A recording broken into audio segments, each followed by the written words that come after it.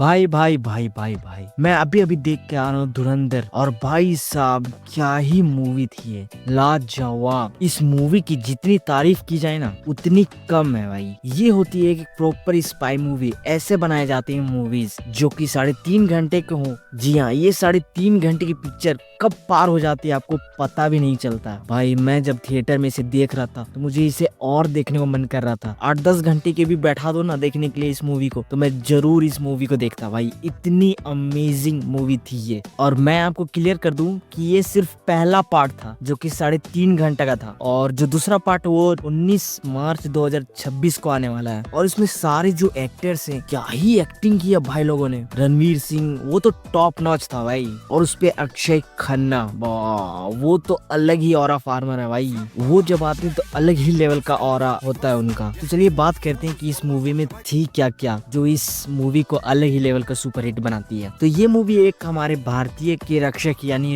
यानी unknown man की कहानी बताई गई है कि कैसे वो लोग देश से बाहर रहकर अपनी देश को प्रोटेक्ट करते हैं। इस मूवी के मेन एक्टर यानी रणवीर सिंह एज मोहित शर्मा नजर आते हैं, जो कि एजेंट है, जो कि पाकिस्तान जाते उन आतंकवादियों के प्लान्स जानने के लिए ताकि वो यहाँ बता सके। और कहानी इसी बीच आगे बढ़ती कि कैसे वो गैंग में घुसता है, फिर वहाँ वो कैसे पहुँचता है, फिर उन लोग का भरोसा कैसे जीतता है। और पाकिस्तान जैसे टेररिस्ट कंट्री को लेकर मैंने एक रूमर सुना था या न्यूज सुना था फॉरेन मीडिया के द्वारा, जो इस मूवी को देखने के बाद सच हो गई है। वो रूमर थी कि ज्यादातर पाकिस्तानी लोग गे हैं। जी हाँ, बिल्कुल आप लोग सही सुन रहे हो, गे। और यानी वहाँ के लोग सबसे ज्यादा गे पॉर्न को कंज्यूम करते हैं यानी देखते हैं। और ये रूमर सुनने के बाद मुझे भी ऐसा लगा कि नहीं यार ये सच नहीं हो सकता। लेकिन मूवी में एक सीन है जहाँ पर रणवीर सिंह कुछ गुंडे वहाँ पे उसको रोकते हैं और उसकी पैंट में हाथ डाल देते हैं। फिर उसके बाद वो टेररिस्ट अपने हाथ को सूंघता है,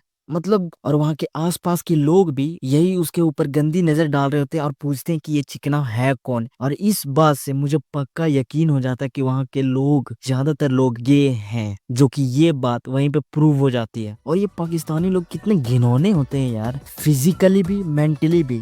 इतने नीच नीच लोग रहते हैं वहाँ पे। और मुझे ये मूवी देखते हुए सबसे सरप्राइजिंग लग रहा था कि इन चूतियों के पास मॉल भी है, क्लब्स भी है। इन चूतियों के पास इतना सारा पैसा कहाँ से आ गया? पाकिस्तान में ये सब भी है। मुझे तो लगता था कि सिर्फ वहाँ पे उजड़े हुए बस्तीज हैं। लेकिन चलो वो सब तो ठीक है, लेकिन उनके पास इतने हाई फाई बाइक्स, मुझे नहीं लगता भाई कि उनके पास कोई हाई फाई बाइकें होंगी। मूवी में अच्छा लगे इसलिए डायरेक्टर ने शायद इन बाइकों को दिखाया है। इसमें बात करते हैं कि कौन कौन से एक्टर्स हैं, कौन कौन से रोल में थे। जो कि पहला नाम तो आप जान ही रहोगे, रणवीर सिंह। और हाँ, मैं जान रहा हूँ कि रणवीर सिंह से काफी लोग नाराज होंगे जो कि कांतारा वाले कंट्रोवर्सीज को लेके हैं। इसके बारे में हम आगे बात करेंगे कि क्या सीन है। फिर इसमें आर माधवन है जो कि संजय सयाल के रोल में दिखते हैं हमें, जो कि इंडियन इंटेलिजेंस स्पेशलिस्ट हैं। और ये टोटली लगते हैं कि ये अजय सयाल हैं। ये इतने परफेक्ट उस कैरेक्टर में घुस जाते हैं। और है संजय दत्त, एसपी चौधरी असलम जो कि पाकिस्तानी पुलिस ऑफिसर हैं, और रहमान टिकैत। और इन दोनों के बीच कोई गैंग वॉर छिड़ी हुई है। और जो रहमान टिकैत के रोल में है वो है अक्षय खन्ना। भाई सब क्या ही एक्टिंग की है भाई ने, क्या ही ऑरा फार्म किए हैं। 2023 में बॉबी देओल और 2025 में अक्षय खन्ना। इंस्टाग्राम पे जो ये वायरल हो रहे हैं सिर्फ इन्हीं के गाने चल रहे हैं भाई। फिर यहाँ पे मेजर इकबाल के रोल में दिखते हैं हमें अर्जुन रामपाल, जो कि ये टेररिस्ट एसोसिएटेड से हैं। और जो 26/11 का जो अटैक था वो भी इसी बंदे ने करवाई थी। अर्जुन रामपाल ने क्या एक्टिंग की है भाई, ये भी टॉप नॉच थे। और फिर येलेना यानी पाकिस्तानी पॉलिटिकल लीडर की बेटी के रोल में आते हैं सारा अर्जुन। वही जो क्लिनिक प्लस के एड्स में आया करती थी। और फिर हमें दिखती है गोरी मैम, जो कि भाभी जी घर से हैं, अनीता भाभी जी। इनकी भी एक्टिंग काफी अच्छी होती है। और जो बीच बीच में गाने आ रहे थे भाई साहब, क्या ही वाइब आ रही थी उस गाने के साथ। जैसे जब वो संजय दत्त एंट्री मारता है, हवा हवा ए हवा, इस गाने पे भाई साहब क्या ही मजा आता है। पूरा सिनेमा हॉल का वाइब ही सेट हो जाता है उस गाने से। और फिर जब अपने अक्षय खन्ना यानी रहमान टिकैत उस गाने में जो नाचता हुआ आता है भाई साहब, क्या हो रहा था भाई, क्या डांस किया है, क्या वाइब आई है भाई उस गाने से, पूरा मूड रिफ्रेश हो जाता है। और आगे गेस करो कि एक आइटम सॉन्ग में कौन दिखता है? जी हाँ, अपना फेवरेट आयशा खान भाई, उनने भी बहुत अच्छी डांस की है भाई। आइटम सॉन्ग जो था वो अलग ही वाइब सेट करती है शादी में। आयशा खान रहेंगी वो भी आइटम सॉन्ग में डांस करते हुए भाई, टोटल अनएक्सपेक्टेड। इनकी डांस से पूरा सिनेमा हॉल का वाइब सेट हो जाता है।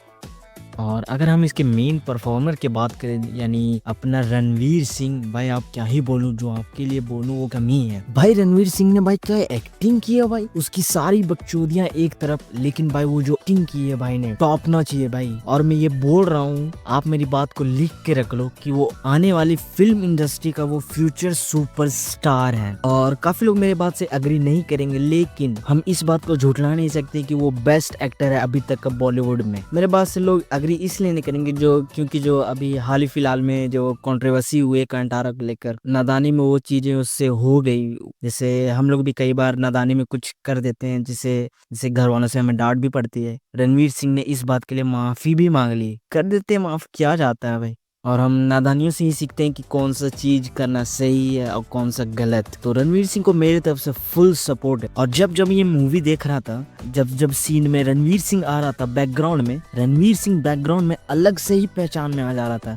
इतना स्ट्रॉन्ग पर्सनैलिटी है उस पिक्चर में उसकी। और रणवीर सिंह भाई कितना हैंडसम है भाई, इंडियन फेशियल फीचर्स के हिसाब से वो top Indian peak male beauty है। वो इतना हैंडसम है भाई बंदा। मैं बता रहा हूँ कि रणवीर सिंह का ग्राफ बहुत ऊपर जाने वाला है। और एक सीन आता है जब काफी इमोशनल भी होता है, जब रणवीर सिंह खाते खाते रो रहा होता है, उसको शायद अपनी घर की याद आ रही होती है। इन जैसे वीरों के लिए दिल से रिस्पेक्ट, जो भारत देश के लिए अपनी आराम की जिंदगी छोड़कर अपनी देश की सेवा में लगे हैं। उन अननोन मैन को दिल से रिस्पेक्ट है। और इस मूवी में 26/11 की रियल ऑडियो भी शायद 3-4 मिनट तक सुनाई गई। हॉल में सारे लोग चुप करके के सुन रहे थे, कोई शोर नहीं। उस मूवमेंट पे गूज़बम्स आ जाते हैं। और इस मूवी से पता नहीं पाकिस्तानियों की और लेफ्ट विंग की, चलो पाकिस्तानियों को तो चलो पता है हमें, लेकिन लेफ्ट विंग वालों की क्यों जल रही है इस पिक्चर से, मुझे समझ नहीं आ रही। इतनी अच्छी पिक्चर है। धुरंधर मूवी में आर माधवन ने सही कहा कि हिंदू ही हिंदुस्तान का दुश्मन है, क्योंकि यहीं के लोग इस मूवी को बोल रहे हैं कि ये हिंदू मुस्लिम एकता को भड़काता है, यानी टेररिस्ट को मारना हिंदू मुस्लिम एकता को भड़काता है। क्या बात है, मुझे समझ नहीं आती इतने माइंड से कोलैप्स्ड लोग जिनकी बुद्धि भ्रष्ट हो चुकी है, वो ऐसे लोग क्यों है इस भारत में? उसको निकालो यहाँ से धक्का मार के। और मैं